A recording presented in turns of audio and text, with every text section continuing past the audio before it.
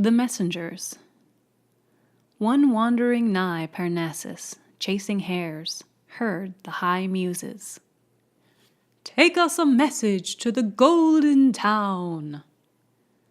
Thus sang the muses. But the man said, "They do not call to me. Not to such as me speak the muses." And the muses called him by name. "Take us a message," they said, "to the golden town." And the man was downcast, for he would have chased hares. And the muses called again. And when whether in valleys or on high crags of the hills, he still heard the muses, he went at last to them and heard their message, though he would fain have left it to other men, and chased the fleet hares still in the happy valleys. And they gave him a wreath of laurels, carved out of emeralds, as only the muses can carve. "By this," they said, "they shall know that you come from the muses." And the man went from the place, and dressed in scarlet silks as befitted the one that came from the high muses. And through the gateway of the golden town he ran and cried his message, and his cloak floated behind him. All silent sat the wise men, and the aged, they of the golden town. Cross-legged they sat before their houses, reading from parchments a message of the muses that they sent long before.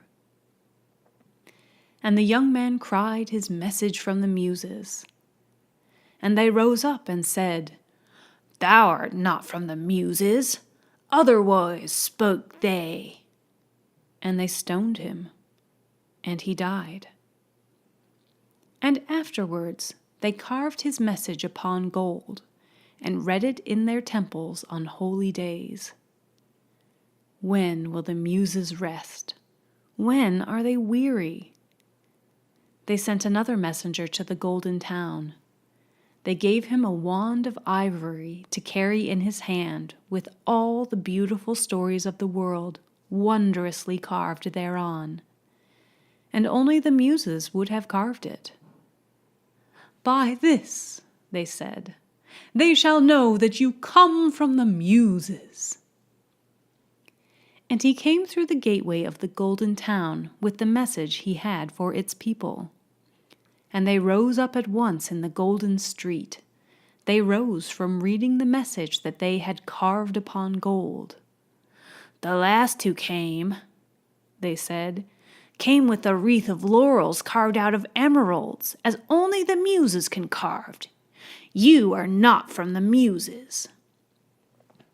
And even as they had stoned the last, so also they stoned him.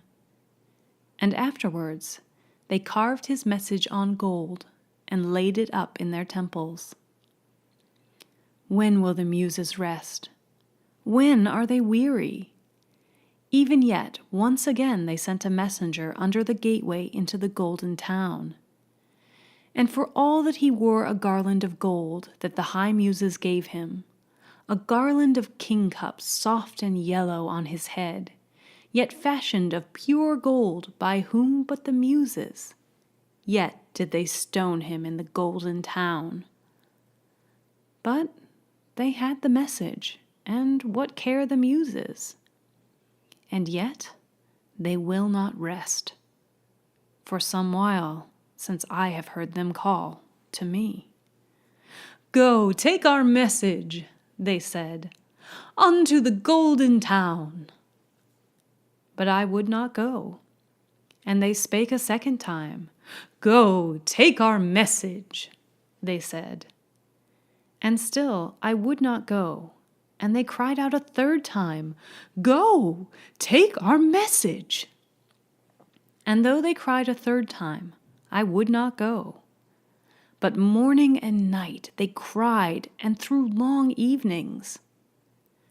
When will the muses rest? When are they weary? And when they would not cease to call me, I went to them and said, "The golden town is the golden town no longer. They have sold their pillars for brass and their temples for money. They have made coins out of their golden doors. It has become a dark town, full of trouble, and there is no ease in its streets. Beauty has left it, and the old songs are gone. "Go, take our message," they cried. And I said to the high muses, "You do not understand. You have no message for the golden town, the holy city no longer." "Go, take our message," they cried. "What is your message?" I said to the high muses. And when I heard their message, I made excuses, dreading to speak such things in the golden town. And again, they bade me go. And I said, "I will not go. No one will believe me." And still, the muses cry to me all night long. They do not understand. How should they know?